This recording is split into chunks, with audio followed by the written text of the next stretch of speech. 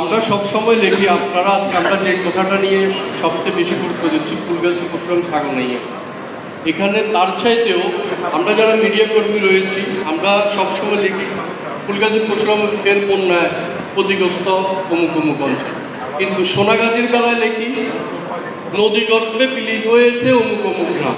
প্রকল্পটা আপনারা প্রণয়ন করেছেন, এখানে যদি দপ্তরের লোকজন আছে সেজন্য আমি বলছি, জেলা থেকে বলে আমাদের এটা সম্ভব নয় বড় প্রজেক্ট নেওয়ার জন্য। এখানে আপনারা আছেন বলে বলছি, আমি সোনাগাজীরই বাসিন্দা।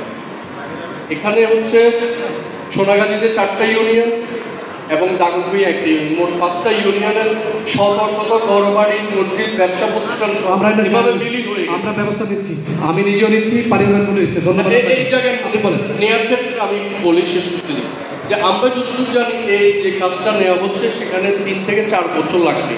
তবে এই 4 বছর পর্যন্ত এই নদীর পাশের মানুষগুলো কী করবে সেই বিষয়ে একটু আপনার কাছ থেকে আমি জানতে চাইব।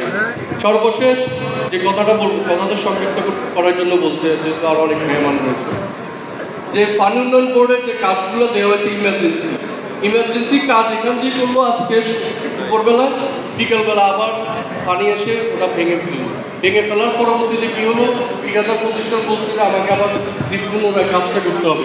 ধন্যবাদ। এই টাকাটা তাহলে দেখা গেছে ধন্যবাদ।